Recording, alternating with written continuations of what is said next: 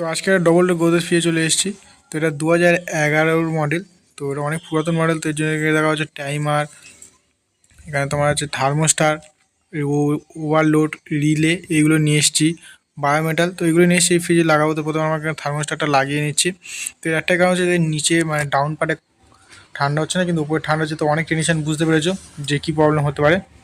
তো থার্মোস্টারটাও খারাপ ছিল, তো এটা চেঞ্জ করে দিয়েছি। আর যদি ভিডিও ভালো লাগে তো প্লিজ চ্যানেল সাবস্ক্রাইব করে পাশে বেল প্রেস করবে, যাতে আমার ভিডিও সবাই পৌঁছে যায়।